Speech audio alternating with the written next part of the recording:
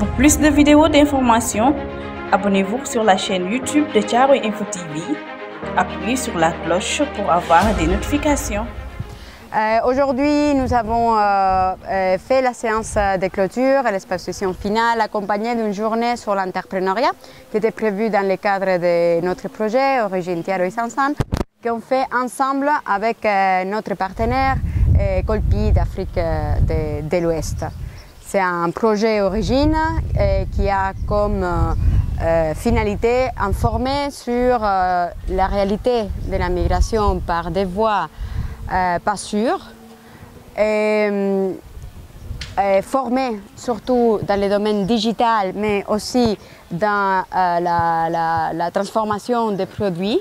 et accompagner l'entrepreneuriat. Le but de ce projet, c'est de pouvoir déconstruire l'imaginaire de la migration irrégulière, reconstruire aussi l'imaginaire du Sénégal, qui est un pays où on croit profondément qu'il y a des possibilités malgré les difficultés, et de donner des alternatives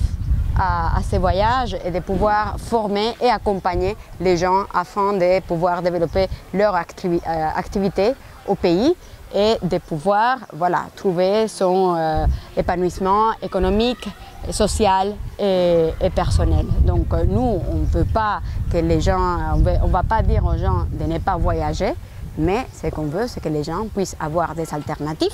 qu'ils décident si ils vont adresser leurs efforts, leurs économies, leur fatigue et les ressources en général dans un voyage migratoire, ou bien investir aussi tout cela dans une possibilité de travail au Sénégal. Et chacun prendra sa décision. Le but, c'est de pouvoir prendre ces décisions avec les informations nécessaires et en connaissance des causes. Merci. C'est la population en général, nos cibles, la population en général. Quand il s'agit des séances d'information, on s'adresse en général à la communauté, puisqu'on considère aussi que la décision de partir par des voies dangereuses n'est pas souvent uniquement individuelle. Ça dépend beaucoup de la famille, de l'entourage et de la pression à laquelle cet individu qui se décide à prendre une pirogue est soumis souvent dans beaucoup de pressions qui viennent de l'entourage. Donc pour ce qui est l'information, on s'adresse à la communauté en général. Et d'ailleurs, avec les Colpi de l'Afrique de l'Ouest, on a fait beaucoup de séances d'information, donc des causeries, avec précisément des élèves. Waaw, ndaje bi booy xool day dafa tombeek fu ñuy tëjee projet bi en même temps ñuy sensibiliser sur entrepreneuriat.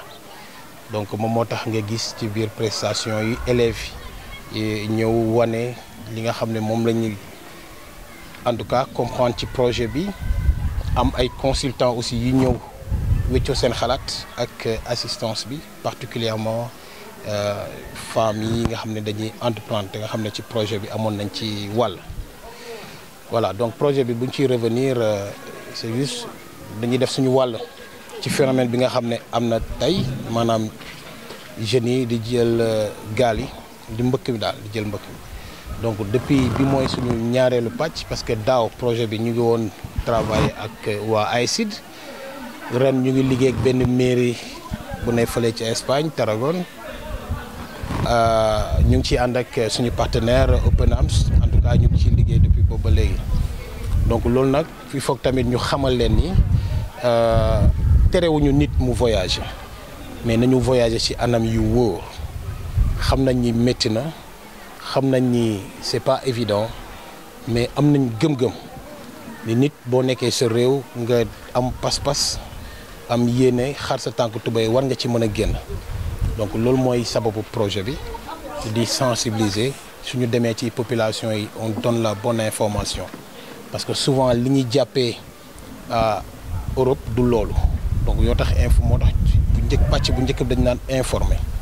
bu ñu jógee ci wàllu information ñu jàll ci wàllu formation. Formation bi mooy dañ en tout cas ñi nga xam ne dañuy ñëw ci centre bi dañ leen di former gratuitement. Un certain nombre de formations, c'est d'abord digital, en même temps am na formation ay transformation, mu am aussi ay yenn formation en présentiel ci entrepreneuriat, ci ci informatique gestion de caisse comptabilité et cetera ci wàll bu mujj yi nag mooy wàll un peu surtout l'accompagnement bi mooy ñi nga formé xool na nga ñenn ñi en tout cas surtout ñi nga xam ne am nañ un projet ñu am benn consultant bi ànd ak ñoom ba projet bi ñu jëmmal ko xam nga di nga mën nga tëdd di nelaw sax di xalaat ni war naa mën a def lii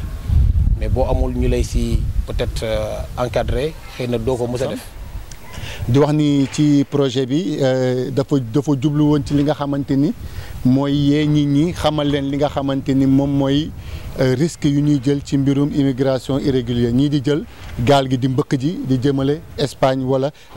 Italie donc di wax ni que projet bii nii tàggat na ay ndaw tàggat na ay jigéen tàggat na aussi ñi nga xamante ni ñoom ñoo nekk ci association yi aussi ci projet bi aussi yee na yëgal na xamal na li nga xamante ni ñoom ñoo ñu dëkk ci population bi ci li nga xamante ni moom mooy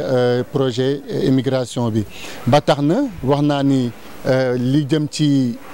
yëgal yeeg sensibilisation bi sensibiliser nañu 1419 personnes donc li jëm ci formation yi lu jëm ci gestion de caisse lu jëm ci bureautique lu jëm ci entrepreneuriat li jëm ci li nga xamante ni aussi moom mooy marketing digital ak infographie formé nañu li nga xamante ni moom mooy 79 personnes li jëm ci li nga xamante ni moom mooy transformation fruits et légumes parce que gis nañu produits yu ñu présenté fële ay farine enrichie am na fa aussi li nga xamante ni moom mooy piment ak li nga xamante ni moom mooy gingembre jus yeeg transformation yu ñu jot a def formé nañ ci li nga xamante ni lu tolloog ci 66 personnes donc loolu yëpp projet bi moom moo koy def te aussi jël nañu 15 jeunes maanaam fukk ak juróomi jeunes yi nga xamante ni dañ leen tàggat ci entrepreneuriat naka ngay tegee ca mbiru bopp ba jëm ci kanam ba ci projet yi instant yi ñu ngi accompagner ñu ngi gunge li nga xamante ni moom mooy 8 projets yoo xamante ni ay ndaw ñoo ko def yu dëkk Pikine ak yu dëkk Thiaroye Sam ngir ñu mën leen a jox jumtukaay yi nga xamante ni mën nañu teg seeni projet mun ko wëyal ñu ànd seeg suñu consultant monsieur Sakho ba tax na projet bii di origine Thiaroye Sam di gërëm ñi nga xamante ni ñoom ñoo ko tàggat ñoom ñoo ko teg di waa Open Arms di les écoles Pays de l'Afrique de l'Ouest di aussi mairie Tarragone nekk na loo xam ne dafa ñëw ànd ak état bi di xeex li nga xamante ni mooy lii di ñii di jël mbëkk bi di leen sensibiliser di leen jox li nga xamante ni ñoom ñooy jumtukaay yi nguur gi teg opportunité yi am fii ci Sénégal nga xamante ni mbëkk rek du solution mais am na ay opportunités yi nekk fii ci Sénégal loolu moo taxoon a jóg projet bi mi nga xamante ni day participer ci sensibilisation bi conscientisation bi information bi ci li nga xamante ni moom moo xew muy mbëkk mi. Pour plus de vidéos d'information, abonnez-vous sur la chaîne YouTube de Thiaroye Info TV. Appuyez sur la cloche pour avoir des notifications.